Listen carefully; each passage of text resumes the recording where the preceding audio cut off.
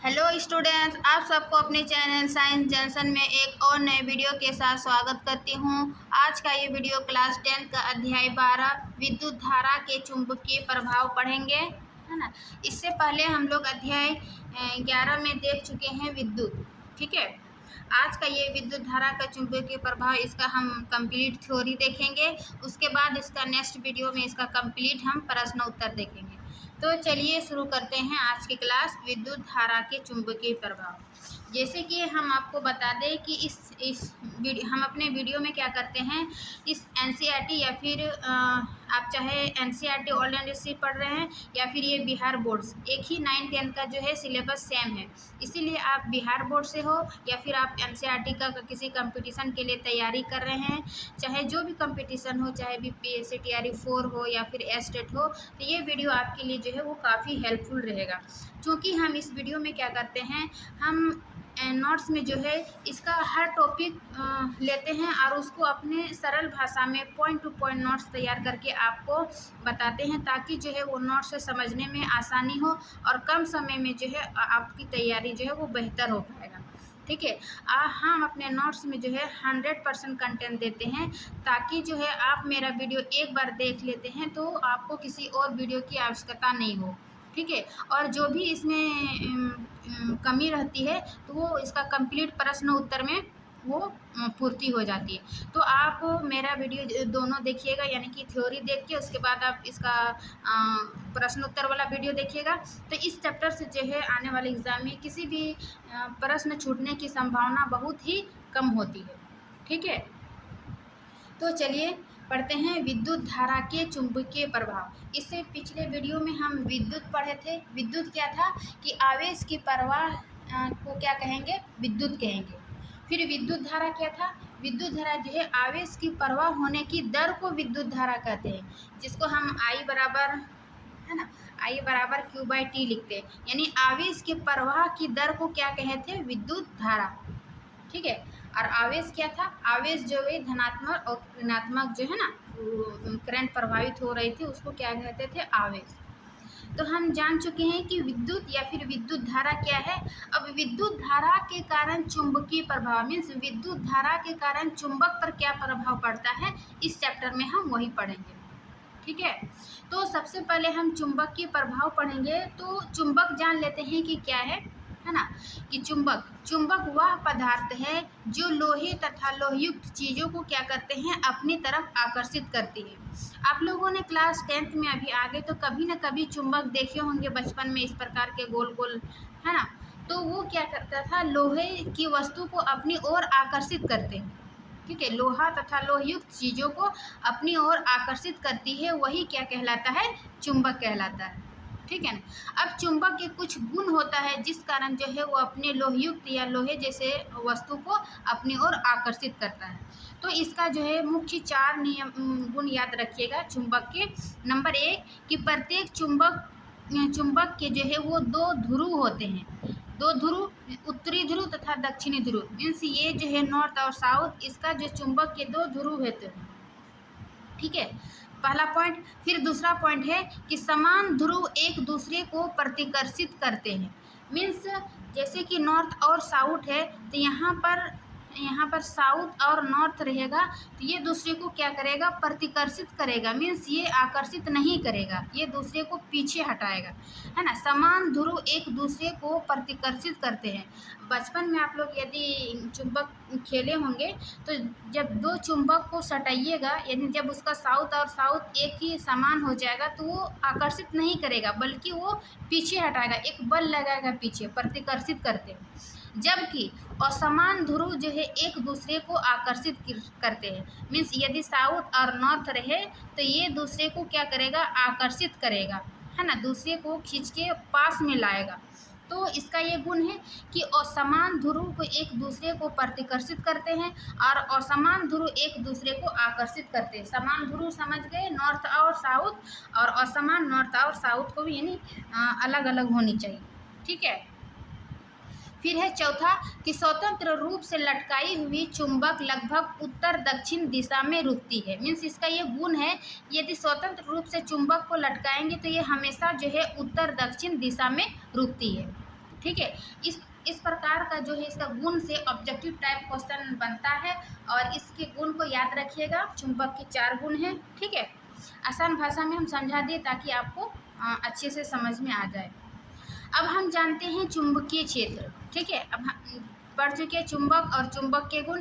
अब चुंबकीय क्षेत्र मीन्स चुंबकीय क्षेत्र क्या है। यदि कोई चुंबक रखा है ना, तो ये कहाँ तक इसका क्षेत्र, यानी यदि कोई लोहा रखते हैं, ठीक है, तो इस लोहा को कितनी दूर पर रखेंगे कि अपनी ओर आकर्षित करेंगे, यानी इस चुंबक का जो क्षेत्र कितनी दूरी पर है, तो इसी को क्या कहेंगे, चुंबकीय क्षेत्र।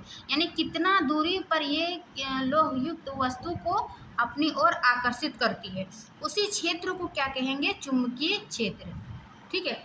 तो यहाँ पे वही डिफिनेशन लिखे कि चुंबक के चारों ओर का वह क्षेत्र जिसमें चुंबक के बल संसूचन किया जाता है, यानी कि चुंबक के चारों ओर वह क्षेत्र जहाँ तक वह चुंबक लोहयुक्त वस्तु को अपनी ओर आकर्षित कर सकता है, एक बल का संसूचन किया जा सकता है, उसको क्या कहेंगे, चुंबकीय क्षेत्र, ठीक है। अब चुंबकीय क्षेत्र जो है वो एक सदिश राशि है। सदिश राशि क्यों बोलेंगे, सदिश राशि वे राशि होती है जिसमें जो है परिणाम व दिशा दोनों होते हैं, है ना। इस प्रकार चुंबकीय क्षेत्र क्या हो जाएगा, एक सदिश राशि, और इसका एसआई मात्रक जो है उसको टेस्ला बोलते हैं, यानी कि चुंबकीय क्षेत्र का एसआई मात्रक क्या हो जाएगा, टेस्ला। अब हम चुंबकीय क्षेत्र जान चुके हैं। अब इसका हम चुंबकीय क्षेत्र की रेखा जो होती है वो रेखा 2 प्रकार की होती है, यानी चुंबकीय क्षेत्र की रेखा है, एक दिशा सूचक हो गया और दूसरा जो है वो क्षण चुंबक हो गया। दिशा सूचक में क्या करते हैं, ये हमेशा, जैसे अभी हम बताए चुंबक के गुण में क्या होती है, साउथ और नॉर्थ, तो ये हमेशा जो है वो साउथ से नॉर्थ की ओर जाती है, यानी उत्तर से दक्षिण की ओर ये चुंबकीय क्षेत्र रेखाएं प्रभावित होती है ना। इस प्रकार ये हम पॉजिटिव बोला के दर्शाएं तो चित्र में आप समझ सकते हैं। फिर दूसरा है क्षण चुंबक। क्षण चुंबक क्या होती है, ये एक बंद वक्र बनाती है। बंद वक्र मीन्स ये जो चुंबक अंदर की ओर होती है, तो अंदर की ओर क्या करता है, ये साउथ से नॉर्थ की ओर जाती है, ठीक है। चुंबकीय क्षेत्र रेखा साउथ से नॉर्थ की ओर जाती है और ये सभी चुंबक जो है एक बंद वक्र बनाती है, और बाहर में क्या होता है, ये नॉर्थ से साउथ की ओर जाती है, ये एरो से देख सकते हैं, है ना। अब चुंबकीय क्षेत्र रेखा के जो गुण है उसको हम पढ़ेंगे, जैसे चुंबक के गुण पढ़ेंगे उसी प्रकार चुंबकीय क्षेत्र रेखा के भी कई गुण हैं। तो ये रेखा सबसे पहले हम देखें कि ये 2 है ना, दिक् सूचक, दिशा सूचक और क्षण चुंबक। अब चुंबकीय क्षेत्र रेखा, है ना, इससे भी क्वेश्चन बनता है कि चुंबकीय क्षेत्र रेखा की क्या क्या विशेषता है या फिर उसकी क्या गुण है, ठीक है। तो पहला पॉइंट देखते हैं कि क्षेत्रीय रेखा उत्तरी ध्रुव से प्रकट होती है तथा दक्षिणी ध्रुव पर विलीन हो जाती है। मीन्स क्या है, क्या है, उत्तरी ध्रुव से, है ना। यहाँ पर हम क्या देखें, उत्तरी ध्रुव यानी कि नॉर्थ से जो ये प्रकट होती है और ये दक्षिणी ध्रुव यानी साउथ में ये विलीन हो जाती है ना। यहाँ पर हम देखें कि नॉर्थ से निकलकर ये साउथ में विलीन हो जाती है, इस प्रकार, है ना। तो इसी का यही गुण था कि ये क्षेत्रीय रेखा जो है वो उत्तरी ध्रुव से प्रकट होती है तथा दक्षिणी ध्रुव पर विलीन हो जाती है। फिर दूसरा क्या है कि क्षेत्र रेखाएं एक बंद वक्र बनाती है। बंद वक्र मीन्स ये अभी हम बोले कि ये एक बंद वक्र बनाती है, इस प्रकार की ये सभी रेखाएं जो है वो एक बंद वक्र रेखाएं बनाएंगी, है ना। तो ये इसका गुण है।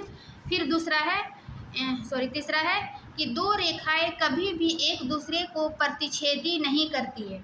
प्रतिच्छेदी मीन्स क्या होता है कि काटती नहीं है, जैसे कि, क्योंकि यदि वे प्रतिच्छेद करती है तो इसका अर्थ है कि एक बिंदु पर 2 दिशाएं जो संभव नहीं है, यानी कि ये जो रेखा है वो एक दूसरे को कभी काटती नहीं है। यदि काटती हो तो ये क्या होगा, दो दिशा हो जाएगी, जो कि संभव नहीं है ना। तो ये सभी स्वतंत्र रूप से अपनी अपनी दिशा नॉर्थ से निकलकर साउथ की ओर आती है और ये एक बंद वक्र बनाती है, और ये 2 रेखा एक दूसरे को कभी प्रतिच्छेद नहीं करती है। तो ये रेखा चुंबकीय क्षेत्र रेखा के हम 3 गुण देख चुके हैं। अब है हैंस क्रिस्टियन की ऑस्टेड, यानी हैंस क्रिस्टियन ने पहला वैज्ञानिक था जिसने यह पता लगाया था कि विद्युत धारा जो है वो चुंबकीय क्षेत्र उत्पन्न करती है। वही चैप्टर भी है कि विद्युत धारा के कारण जो चुंबकीय क्षेत्र उत्पन्न हुआ, ये सबसे पहले वैज्ञानिक हैंस क्रिश्चियन ऑस्ट्रेड ने ये पता लगाया था। ठीक है, तो विद्युत धारा के कारण चुंबकीय क्षेत्र जो उत्पन्न होता है तो वो किस रूप में उत्पन्न होता है। ठीक है, तो हम इसका चालक के प्रकार में पढ़ेंगे, यानी कि चालक के प्रकार, चालक जो है वो कितने प्रकार के चुंबकीय क्षेत्र में विद्युत धारा के चुंबकीय क्षेत्र उत्पन्न करती है। ठीक है, तो ये दो प्रकार के होते हैं चालक के प्रकार। एक है सीधा चालक और दूसरा है वृत्ताकार चालक। मीन्स वृत्ताकार चालक को क्या कहेंगे, लूप। ठीक है, इसको लूप भी बोलेंगे। तो सीधा चालक किस प्रकार होता है, ये इसकी संरचना है। यानी कि इसमें क्या होता है कि चुंबकीय क्षेत्र चालक के हर बिंदु पर संकेंद्रीय वृत्तों द्वारा दर्शाया जाता है। संकेंद्रीय वृत्तों क्या है, जैसे कि ये एक गत्ता लिए, हाँ, और इसमें एक रॉड लिए, मीन्स लोहा, और इसमें क्या कि एक चालक यानी कि विद्युत धारा प्रभावित किए, है ना, ये एम्पियर है, ये कुंजी है, और एक बैटरी से या फिर विद्युत धारा से इसको कनेक्ट करके क्या करेंगे, विद्युत धारा प्रभावित करेंगे। तो जो सीधे चालक है उसमें क्या होगा, ये इस प्रकार वृत्तीय आकार, ये क्या हो जाएगा, वृत्तीय संरचना, है ना, संकेंद्रीय वृत्त के चारों ओर ये जो रेखा होगी वृत्त के, तो इसी को क्या कहेंगे, संकेंद्रीय वृत्त। यहाँ पर भी वही फिगर में ये संकेंद्रीय वृत्तों द्वारा दर्शाया जा सकता है। ठीक है, फिर है दूसरा कि चुंबकीय क्षेत्र की दिशा जो है वो दक्षिण हस्त अंगुष्ठ नियम से प्राप्त किया जाता है। यानी कि इसका जो चुंबकीय क्षेत्र की दिशा है वो दक्षिण हस्त अंगुष्ठ नियम से प्राप्त किया जाता है। ये दक्षिण हस्त अंगुष्ठ नियम क्या है ये हम आगे बताएंगे। ठीक है, तो इतना जानिए कि ये सीधा चालक जो है ये दक्षिण हस्त अंगुष्ठ नियम से प्राप्त होता है, और ये हमेशा जो है चालक के हर बिंदु पर क्या होता है, वो संकेंद्रीय वृत्तों द्वारा दर्शाया जाता है। यानी इस प्रकार ये वृत्ति संकेंद्रीय वृत्त बनाता है। ठीक है, सीधा चालक में। और दूसरा है वृत्ताकार चालक। देखिए, वृत्ताकार चालक का चुंबकीय क्षेत्र, इसमें किस प्रकार का चुंबकीय क्षेत्र उत्पन्न होता है, ये फिगर देखिए, ये भी संकेंद्रीय है, लेकिन ये जो देखिए नंबर 1 क्या है, चुंबकीय क्षेत्र प्रत्येक बिंदु पर संकेंद्रीय वृत्तों द्वारा दर्शाया जाता है। यहाँ पर भी वही था, लेकिन ये जो इसकी स्ट्रक्चर और देखिए वो हर पॉइंट पर, लेकिन ये विद्युत धारा किस प्रकार ये प्रभावित था, और इसका जो है ये है नॉर्थ साउथ, और ये दोनों बिंदु पर क्या था, संकेंद्रीय वृत्तों द्वारा दर्शाया जा सकता है। जबकि दूसरा पॉइंट है कि जब हम तार से दूर जाते हैं तो वह निरंतर वृत्त बड़े हो जाते हैं। मीन्स तार से जैसे जैसे हम दूर होते हैं वो वैसे वैसे क्या होता है, निरंतर वृत्त बड़े हो जाते हैं। यानी कि दोनों ओर जो संकेंद्रीय घूमते घूमते क्या होता है, वृत्त बड़ा आकार का बन जाता है जैसे जैसे तार से दूर जाते हैं। ठीक है, फिर तीसरा पॉइंट है कि विद्युत धारावाही तार के प्रत्येक बिंदु से उत्पन्न चुंबकीय क्षेत्र रेखाएं पारा के केंद्र पर सरल जैसे प्रतीत होती है। मीन्स विद्युत धारा तार के क्या बोलते हैं, प्रत्येक बिंदु पर जो उत्पन्न चुंबकीय क्षेत्र उत्पन्न हुआ वो एक केंद्र पर सरल जैसे प्रतीत होते हैं, है ना। जैसे सरल कहने का अर्थ है कि वृत्ताकार चालक है, तो वृत्ताकार जैसे जैसे ये दूर होती है ये वैसे वैसे जो है वृत्ताकार के आकार बढ़ते जाता है और ये एक सरल जैसा प्रतीत होता है। ठीक है, तो ये था सीधा चालक और वृत्ताकार चालक के कारण चुंबकीय क्षेत्र। ठीक है, अब हम जिसमें देखे थे कि सीधा चालक में है जो दक्षिण हस्त अंगुष्ठ नियम से प्राप्त किया जाता है, तो जानते हैं कि दक्षिण हस्त अंगुष्ठ नियम क्या है। ठीक है, इसको राइट हैंड थम्स रूल कहते हैं, और ये दक्षिण हस्त अंगुष्ठ नियम जो है वो सबसे पहले मैक्सवेल ने दिया था। यानी कि मैक्सवेल नामक वैज्ञानिक ने दिया था दक्षिण हस्त अंगुष्ठ नियम।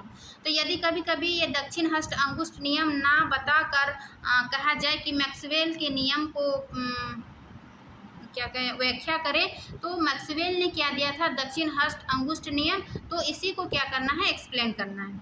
ठीक है, तो ये नियम क्या है, जैसे कल्पना कीजिए कि आप अपने दाहिने हाथ में, ठीक है, कल्पना कीजिए, अभी हम दिखाएंगे फिगर, कि आप अपने दाहिने हाथ को विद्युत धारावाही चालक को इस प्रकार पकड़े हुए हो कि आपका जो है अंगूठा विद्युत धारा की ओर संकेत करता है और आपकी अंगुलियां जो है वो चालक के चारों ओर चुंबकीय क्षेत्र की दिशा बताएगी।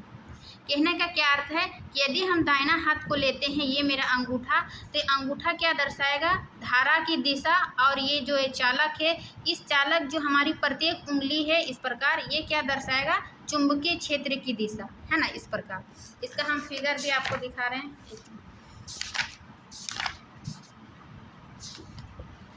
देखिए ये अंगूठा है मेरा, है ना, दक्षिण दायां हाथ।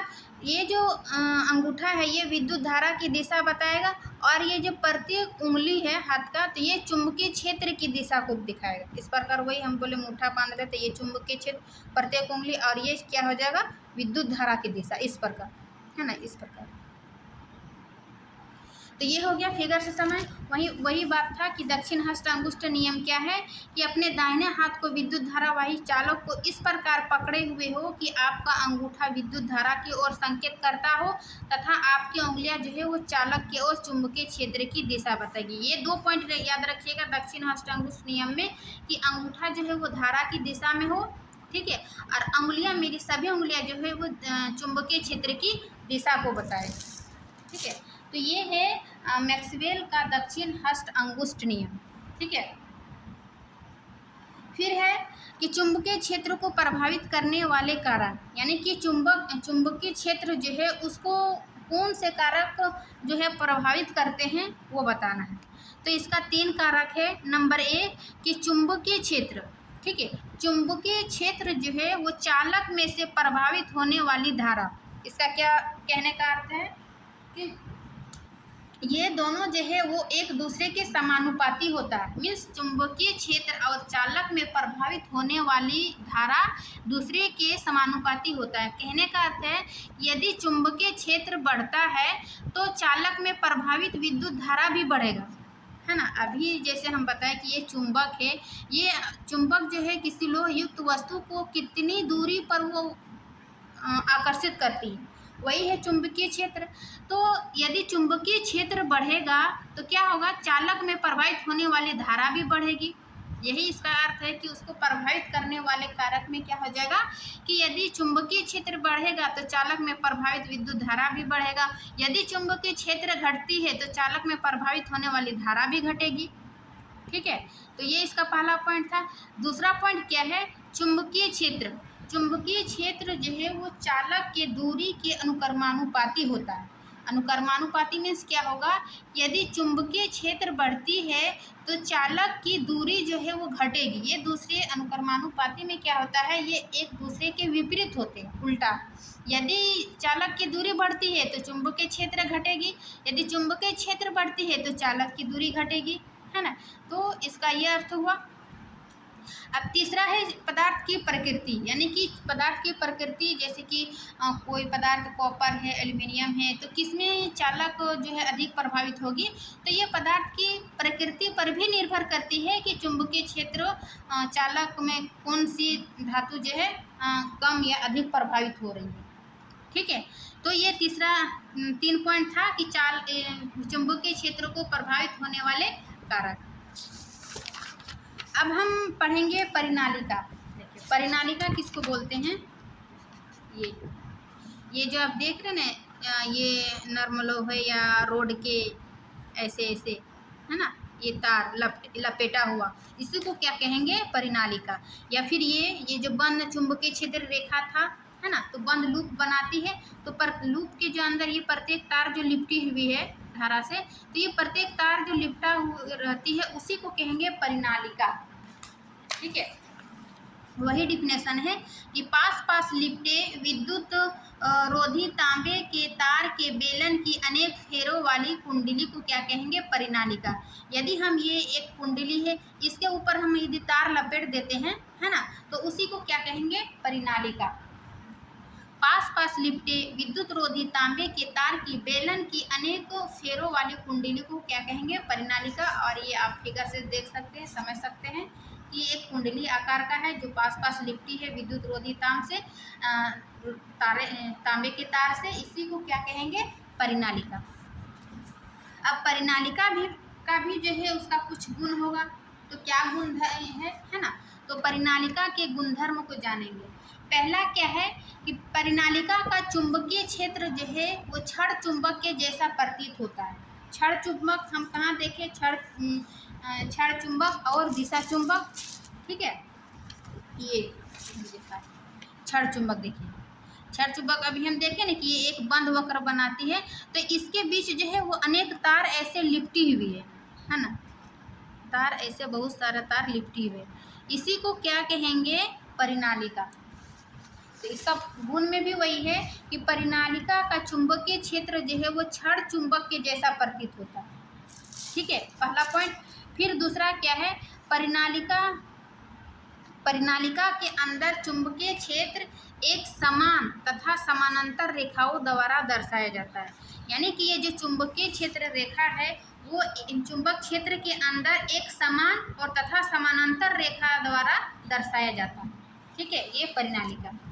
फिर तीसरा क्या है कि चुंबकीय क्षेत्र की दिशा, यानी कि परिनालिका के अंदर जो है चुंबकीय क्षेत्र की दिशा किस प्रकार होती है, तो ये अंदर और बाहर दोनों अलग अलग होती है। यानी कि परिनालिका के अंदर उत्तर से दक्षिण, परिनालिका के अंदर जो है वो उत्तर से दक्षिण जाएगी। अभी इसका गुण में भी हम वही पढ़े थे कि उत्तर से दक्षिण जाएगी, और परिनालिका के बाहर दक्षिण से उत्तर की ओर जाएगी, है ना, इस प्रकार। और इस प्रकार ये एक बंद लूप बनाएगी।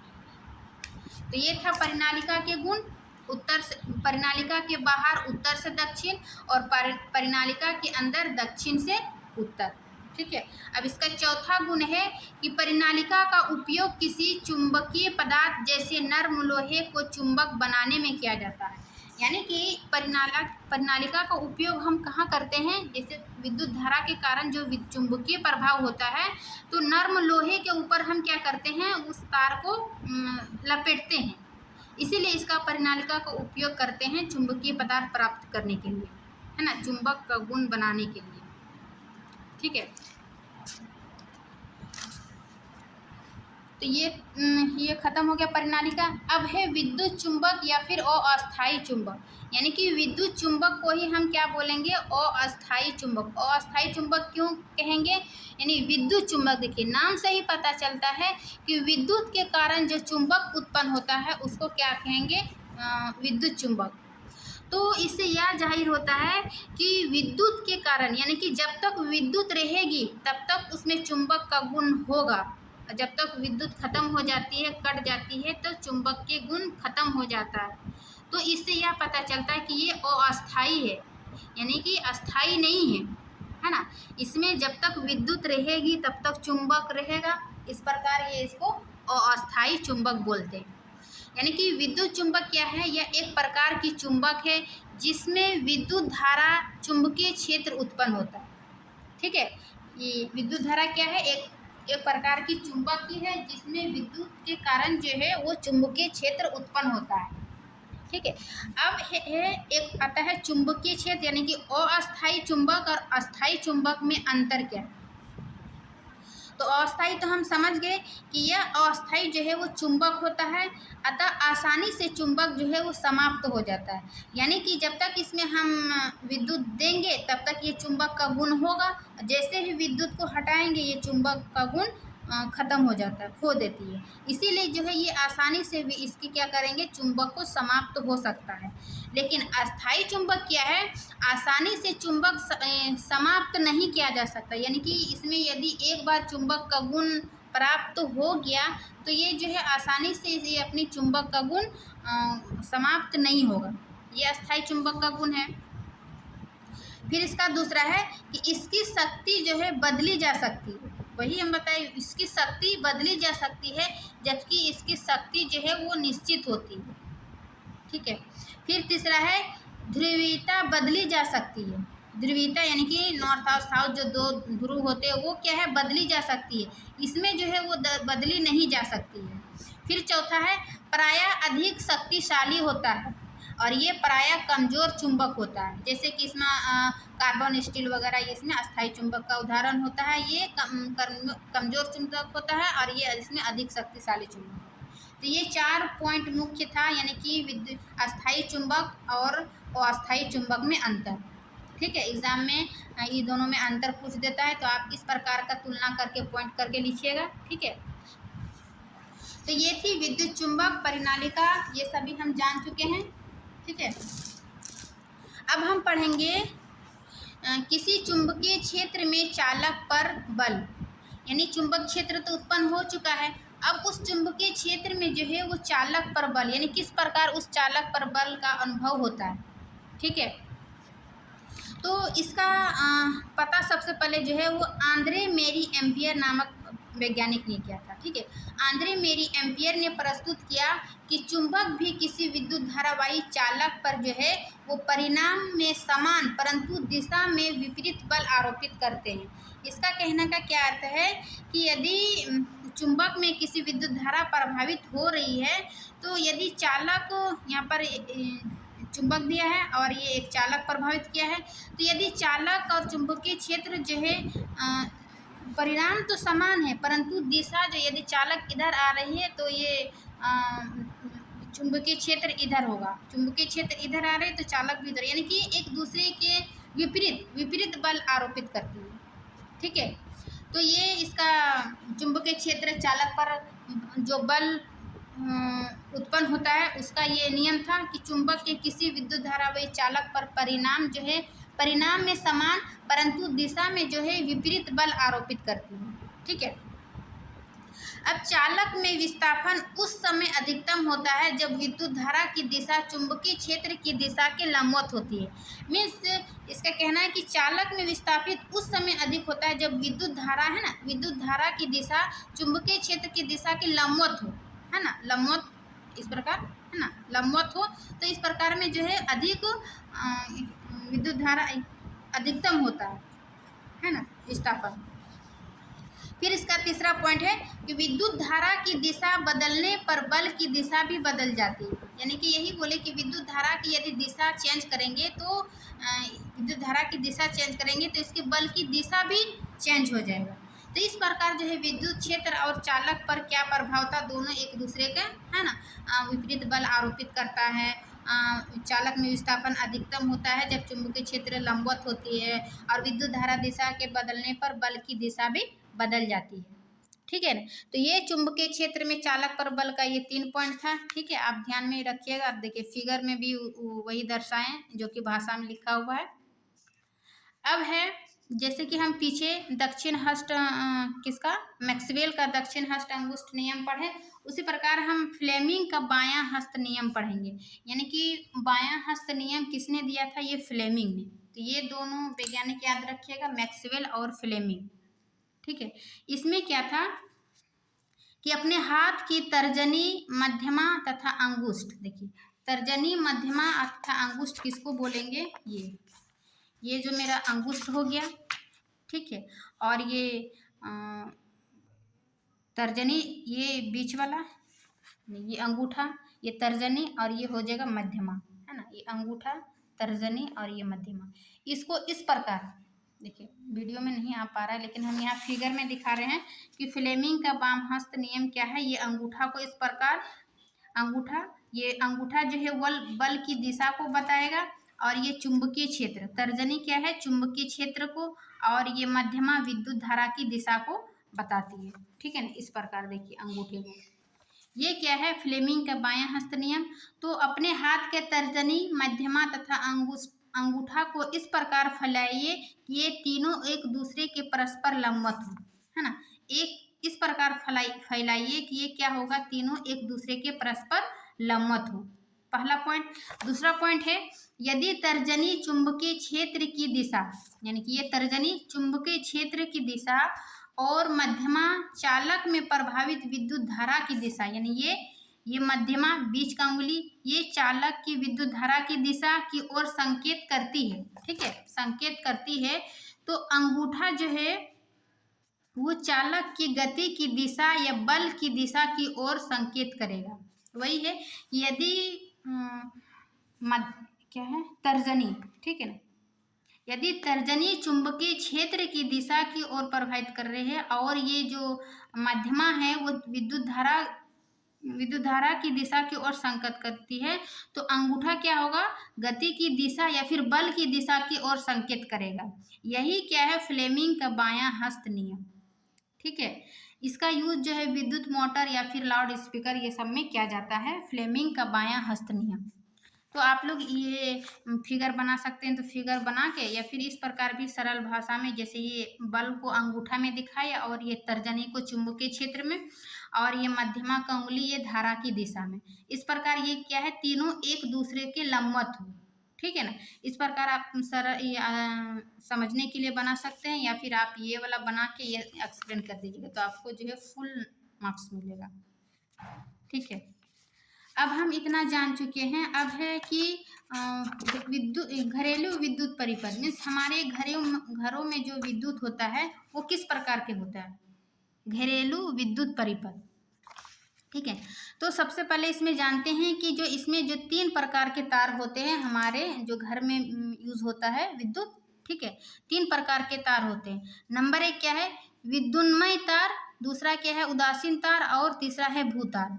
ये विद्युन्मय तार किसको बोलते हैं, इसमें जो है वो इसमें धनात्मक तार होता है जो कि लाल रंग का होता है। हम अपने घरों में तारों को देखे होंगे, लाल, पीला, काला, हरा, इस प्रकार। तो ये जो विद्युन्मय यानी धनात्मक तार होता है ये लाल रंग का होता है, जबकि उदासीन तार जो है जिसको ऋणात्मक तार बोलते हैं वो क्या होता है, काला रंग का। और जो भू तार यानी कि जो जमीन से लगाते हैं उसको क्या, कौन सा रंग के होती है, हरी रंग का, है ना, हरा रंग। तो सबसे पहले जाने कि 3 प्रकार का तार होता है जो हमारे घरेलू विद्युत परिपथ होता है। फिर दूसरा पॉइंट है कि विभवांतर मीन्स इसमें कितने वोल्ट लगाते हैं, तो ये हो जाएगा 220 वोल्ट का। ठीक है ना, जनरली। फिर तीसरा है खंबा, यानी कि जो हमारी तार होती है मेन तार या फिर, तो उसको कहाँ से जोड़ते हैं, तो ये सबसे पहले याद रखिएगा, ये खंबा हो जाएगा। फिर मुख्य तार हो जाएगा। देखिए एक हम एरो दे के एक सिस्टमेटिक ढंग से समझा रहे ताकि आपको समझने में जो है वो आसानी हो। ठीक है, तो ये खंबा से सबसे पहले ये मुख्य तार को लेते हैं, फिर ये मेन जो यानी कि मेन तार होती है, फिर उसको फ्यूज से लगाते हैं, फिर जो हमारे घरों में के अंदर जो मीटर यानी घरों के बाहर जो मीटर लगी होती है उससे जोड़ते हैं। उसके बाद फिर एक वितरण बॉक्स लगाते हैं, यानी कि जहाँ जहाँ हमको ज़रूरत है पंखे पे, बल्ब पे, किचन में, बेडरूम में, तो ये वितरण बॉक्स से जोड़ते हैं। उसके बाद प्रत्येक परिपथ के लिए अलग फ्यूज, है ना, यानी प्रत्येक परिपथ जहाँ पर जोड़ते हैं तो उसके लिए क्या करते हैं, अलग अलग फ्यूज यूज करते हैं। तो इस प्रकार ये एक सिस्टमेटिक ढंग से हुआ कि कहाँ से हम कहाँ लगाते हैं। ठीक है, फिर ये तीसरा पॉइंट था। अब चौथा पॉइंट है कि हमारे घरों में जो परिपथ होती है वो किस प्रकार संयोजित करते हैं, क्या पाशर क्रम या फिर श्रेणी क्रम। इससे पिछले चैप्टर में जब हम विद्युत पढ़ रहे थे, विद्युत धारा, तो श्रेणी क्रम और संयोजन, ठीक है, 2 प्रकार के पढ़े थे। तो ये जो हमारे घरों में यूज होता है ये समानांतर क्रम, जिसको समानांतर क्रम को ही पाशर क्रम में संयोजित किया जाता है। इसका क्या गुण था कि इसमें विद्युत धारा अलग अलग होती है ताकि हम जो इसमें अलग अलग फ्यूज लगा सके जहाँ पर जितना ज़रूरत के हिसाब से। जबकि श्रेणी क्रम में क्या था, उसमें विद्युत धारा समान था। यदि एक परिपथ टूट जाती है तो घरों का जो है प्रत्येक परिपथ टूट जाती है। इसीलिए हम इसमें श्रेणी क्रम संयोजन यूज नहीं करते हैं, इसमें क्या करते हैं, समानांतर क्रम या फिर पाशर क्रम संयोजित किए जाते हैं। तो इस प्रकार ये घरेलू विद्युत परिपथ में ये 4 पॉइंट याद रखिएगा। इसमें 3 प्रकार के तार होते हैं, विभवांतर जो है वो 200 वोल्ट लगाते हैं, और सी नंबर में कैसे कैसे तार को कहाँ से जोड़ते हैं। ठीक है, फिर चौथा है कि इसको समानांतर क्रम या फिर पाशर क्रम में संयोजित किया जाता है। अब क्यों किया जाता है ये भी हम बता चुके थे। श्रेणी क्रम में जो विद्युत धारा समान प्रभावित होती है तो उसमें एक परिपथ यदि खराब या किसी कारण कट जाती है तो घरों की सभी बिजली जो है वो कट जाएगी। लेकिन समानांतर क्रम में ऐसा नहीं होता। इसमें क्या है कि प्रत्येक परिपथ के लिए अलग अलग फ्यूज लगाया जाता है। ठीक है, यदि एक परिपथ कट जाती है या फिर किसी कारणवश बंद हो जाती है तो सभी जो है वो प्रभावित नहीं होगा। तो इसीलिए हम इसको क्या करते हैं, समानांतर क्रम या फिर पाशर क्रम में संयोजित किया जाता है। ये समझ गए। अब जो देखिए कि भूतार के कारण या फिर लघु पतन, अतिसारण, ये क्या होती है, ठीक है। तो भूतार, भूतार में क्या होता है, यदि साधित्र के धात्विक आवरण से विद्युत धारा का क्षरण होता है तो हमें विद्युत धारा का आघात से बचाया जाता है। यानी कि जब विद्युत धारा में कोई प्रभावित होती है, जैसे कि खत्म हो जाती है, विद्युत धारा कट जाती है किसी कारणवश, तो वो भूतार जो लगी रहती है उसके क्षरण का, तो ये हमें विद्युत धारा के आघात से जो है वो बचाती है। एक जमीन से जो बोला ना, जमीन से लगा रहता है, वो क्या है, हरे रंग का तार रहता है, ठीक है। फिर है दूसरा लघु पतन, यानी कि लघु पतन क्या है कि जब विद्युतमान तार क्या था, ये धनात्मक तार है ना, जो कि लाल रंग का था, तो ये विद्युन्मय तार वो उदासीन तार दोनों सीधे संपर्क में आते हैं, तो ये दोनों क्या होता है कि जब पॉजिटिव और नेगेटिव एक दूसरे में था, हाँ, धनात्मक और ऋणात्मक तार एक दूसरे के नजदीक आती है तो क्या होती है।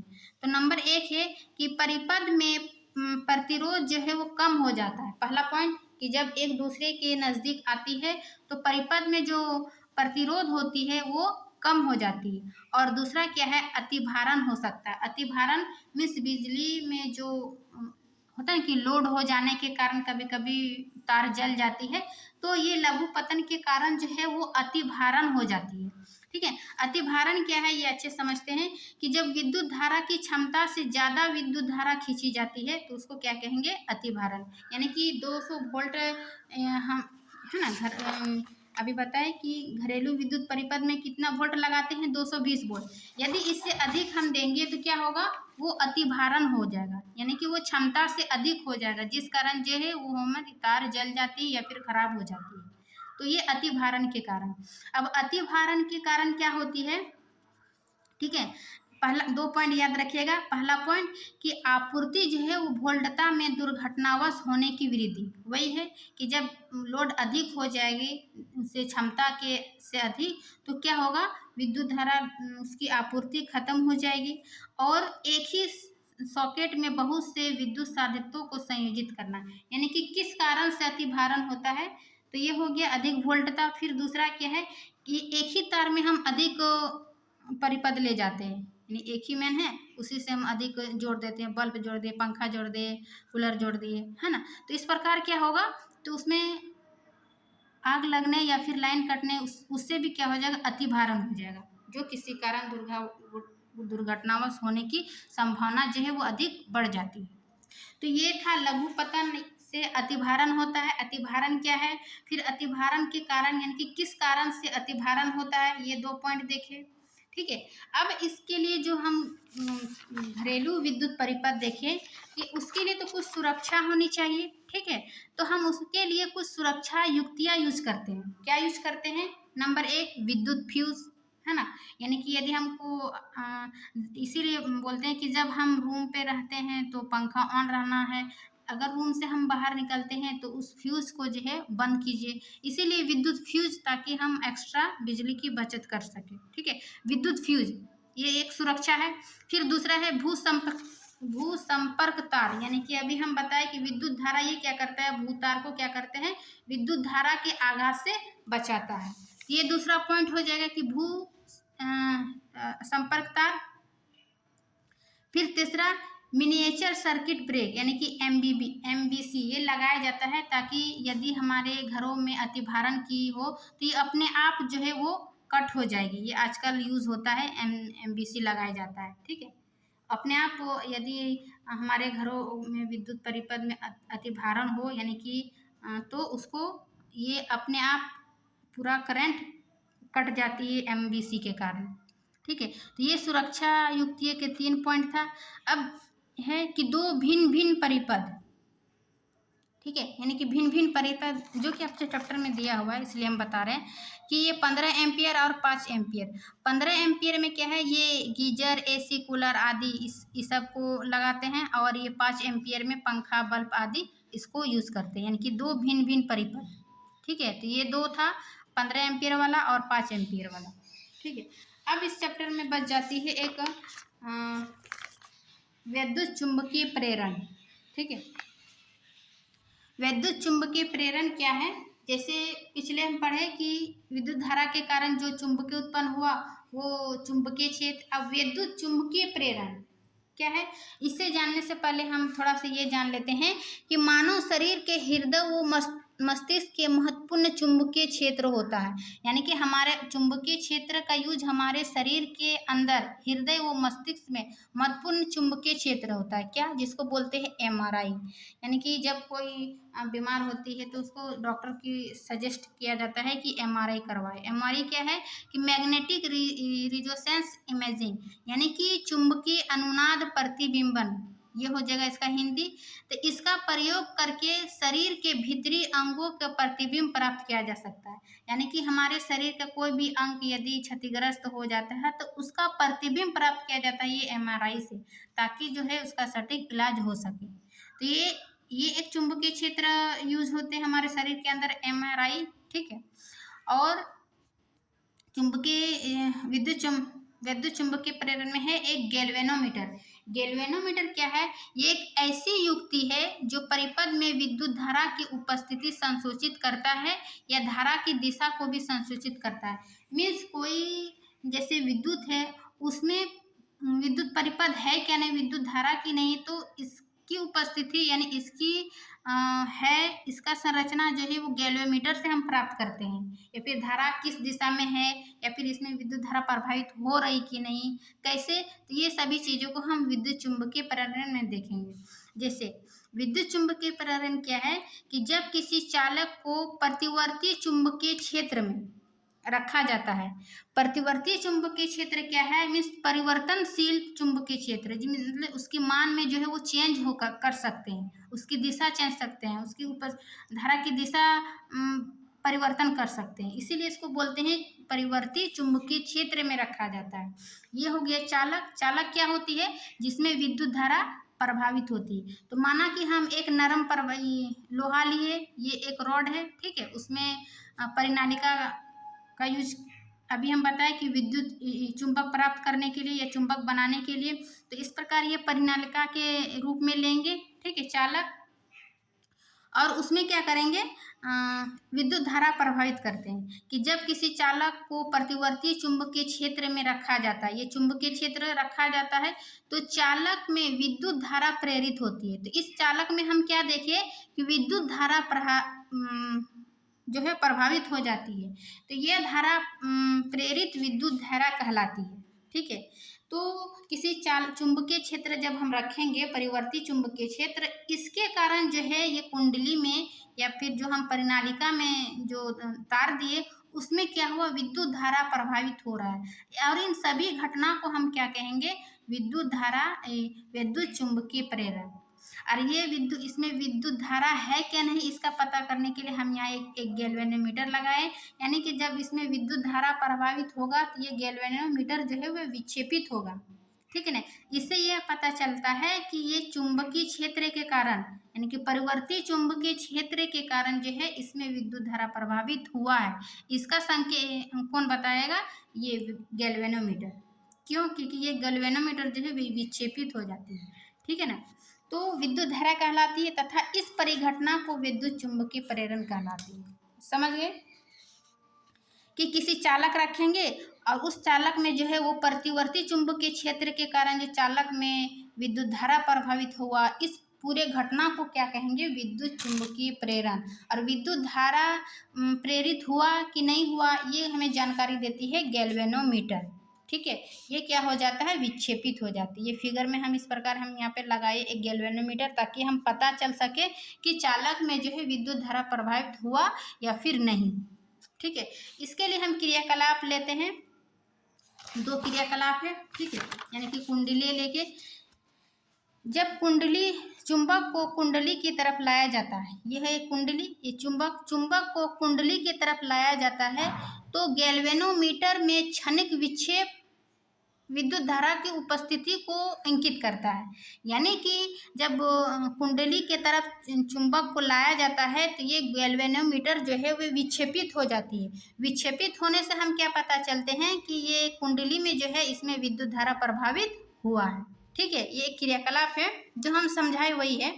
फिर दूसरा पॉइंट है कि जब चुंबक को कुंडली के निकट स्थिर अवस्था में रखा जाता है तो कोई विक्षेप नहीं होता है। स्थिर अवस्था में। यही क्या था कि जब चुंबक को कुंडली के निकट स्थिर अवस्था में रखा जाता है तो इसमें कोई विक्षेप नहीं होती, मीन्स गैल्वेनोमीटर में इसमें जब कोई विक्षेप नहीं होगा तो क्या होगा, इसमें विद्युत धारा प्रभावित नहीं हो रही है। फिर तीसरा पॉइंट है कि जब चुंबक को दूर ले जाया जाता है तो गैल्वेनोमीटर में क्षणिक विक्षेप होता है, परंतु पहले के विपरीत दूर भी ले जाने से भी क्या होगा, विद्युत धारा में परिवर्तन हो जाता है, जबकि पास आने पर और अस्थिर रखेंगे तो भी उसमें विक्षेप नहीं होगा, यानी कि विद्युत धारा प्रभावित नहीं होगा। तो एक चुंबक कुंडली के तरफ यानी कि उसके नज़दीक करने से उसमें क्या होगा, विद्युत धारा प्रभावित होगा, और इसकी जानकारी जो है ये उपस्थिति जो है वो गैल्वेनोमीटर दर्शाती। तो ये एक क्रियाकलाप 1 था, और इसको दूसरे से क्रियाकलाप 2 में समझ सकते हैं कि एक कुंडली लेते हैं और दूसरा कुंडली जिसको गैल्वेनोमीटर से लगाते हैं और एक को विद्युत धारा से लगाते हैं। ठीक है, इसमें बैटरी लगाते हैं, एक कुंजी लगाते हैं, तो इसको क्या कहेंगे, प्राथमिक कुंडली, यानी इसमें स्विच ऑन लगाते हैं, और ये हो जाएगा द्वितीय कुंडली। तो इसके क्रियाकलाप 2 में ये प्राथमिक कुंडली और ये द्वितीय कुंडली। प्राथमिक कुंडली में क्या होता है, इसमें स्विच ऑन किया जाता है। अभी हम बताइए बैटरी लगाए, इसमें स्विच ऑन ऑफ की क्रिया लगाए, तो ये स्विच ऑन किया जाता है। ठीक है, तो स्विच जब ऑन करते हैं तो ये गैल्वेनोमीटर में जो है वो क्षणिक विक्षेप होता है। इसी को जोड़ेंगे तो गैल्वेनोमीटर जो है देखिए कि क्षणिक विक्षेप होता है, यानी कि जब इसमें विद्युत धारा प्रभावित हो रहा है तभी ना। फिर जब दूसरा है कि अस्थायी विद्युत धारा, तो इसमें कोई विक्षेप नहीं होता है, यानी कि यही पॉइंट हम लिखे कि जब स्थिर अवस्था में रखा जाता है कुंडली के निकट तो इसमें कोई विक्षेप नहीं होगा। तो यही एक बैटरी और एक गैल्वेनोमीटर लगा के करते हैं, दोनों में प्राथमिक कुंडली और द्वितीय कुंडली में तुलना करके। ठीक है, फिर तीसरा है कि स्विच ऑफ किया जाता है, तो स्विच जब ऑफ करते हैं तो गैल्वेनोमीटर में क्षणिक विक्षेप, परंतु पहले के विपरीत दिशा में। वही था, बस यहाँ कुंडली अलग अलग रख के समझने के लिए प्राथमिक कुंडली और द्वितीय कुंडली लगाएं, और यहाँ पर भी वही भाषा में जो कुंडली के नज़दीक जब चुंबक को लाएंगे तो ये गैल्वेनोमीटर विक्षेपित हो जाती है, यानी कि इसमें विद्युत धारा की उपस्थिति को दर्शा रहा है। ठीक है, तो ये था आपका कंप्लीट चैप्टर, यानी कि विद्युत धारा का चुंबकीय प्रभाव आपका यहाँ पर समाप्त होता है। ठीक है, जो भी था बुक में, चाहे आप बिहार बोर्ड का हो या फिर एनसीईआरटी पढ़ रहे हैं, तो सभी हम न्यू एनसीईआरटी में जो भी था कंप्लीट किए। ओल्ड न्यू में क्या था कि ये एक विद्युत जनित और विद्युत मोटर को इसमें नहीं दिया है, तो हम कोशिश करेंगे कि इसके नेक्स्ट पार्ट में हम विद्युत मोटर और विद्युत जनित्रों को भी हम एक्सप्लेन कर दें, ताकि आपका ओल्ड एनसीईआरटी और आप बिहार बोर्ड से हो या फिर एग्ज़ाम की भी तैयारी कर रहे हैं तो ये जो विद्युत मोटर किस सिद्धांत पर कार्य करता है और विद्युत जनित किस सिद्धांत पर कार्य करता है, तो इसको हम एक वीडियो में लेकर आएंगे दोनों को, है ना। यानी कि जनरेटर उसमें एसी और जो डीसी रहता है उसको हम एक बार समझा देंगे, तो आपको आने वाले कोई भी एग्जाम में जो है वो क्वेश्चन छूटेगा नहीं। इसलिए क्योंकि इसी वीडियो में हम बताते हैं, लेकिन ये वीडियो लंबा हो जाएगा। विद्युत जनित और विद्युत मोटर एक थोड़ा सा समझाने वाला है ना। तो इसी के साथ ये वाला वीडियो समाप्त करती हूँ। आशा करती हूँ कि ये वीडियो अच्छी लगी होगी। अच्छी लगी तो लाइक एंड सब्सक्राइब ज़रूर करिए। मिलते हैं नेक्स्ट क्लास में, तब तक के लिए थैंक यू।